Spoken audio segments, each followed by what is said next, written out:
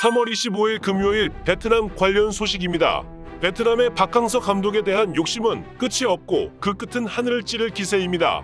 박항서 감독의 대성공과 박항서 매직으로 베트남과 동남아에서는 한국인 지도자 모시기 경쟁이라도 하듯 한국인 감독을 선호하고 있습니다. 2017년 10월 박 감독은 대표팀의 지휘권을 잡자마자 팀 내 여론은 별로 좋지 않았습니다.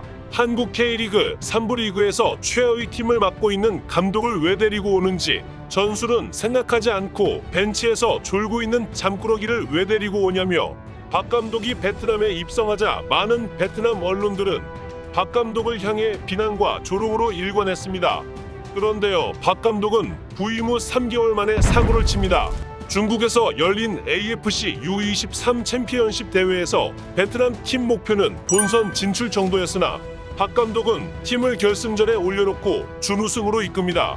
한국 팀도 결승전에 진출하지 못하고 4강에 머물렀는데 말이죠. 이제부터 베트남은 박 감독을 신뢰하기 시작하며 예전에 가졌던 모든 비난을 멈추는 계기가 되었습니다. 그들에게는 엄청난 믿음이 생겼죠. 당시 동남아의 제왕이었던 태국을 만나도 전혀 두렵지 않았습니다. 예전 같았으면 택도 없는 일이죠. 그리고 그해 8월 아시안 게임에서 박항서는 4강 신화를 이루었습니다. 당시 조별 예선에서 좀 한 달은 일본까지 꺾는 대이변을 연출하면서 말이죠. 베트남은 이제 박 감독에 대해 확신을 가지고 무한 신뢰를 보냅니다. 항상 밑바닥이던 베트남이 동남아에서 그처럼 갖고 싶어 했던 챔피언 자리에 대해 꿈을 꾸기 시작합니다.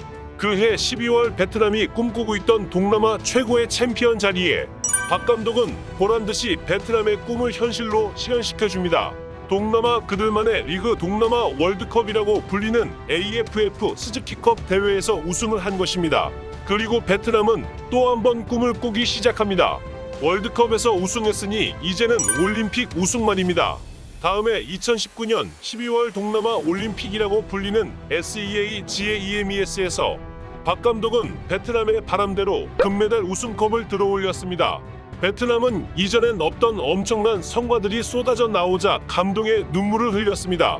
예전에 동남아에서 월드컵 최종 예선에 진출한 팀은 태국이 유일했는데 태국은 1승도 못하고 박 감독은 중국을 상대로 1승까지 챙기며 동남아 축구 역사를 새로 쓰게 되었습니다. 베트남 선수들이 박항서 감독을 믿고 잘 따라주었기 때문에 이처럼 대성공을 거둘 수 있었을 겁니다.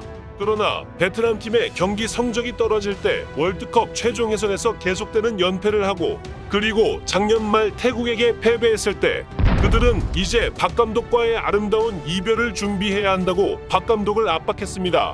또한 박 감독의 후임 감독을 물색한다며 언론 플레이를 펼치기도 했습니다.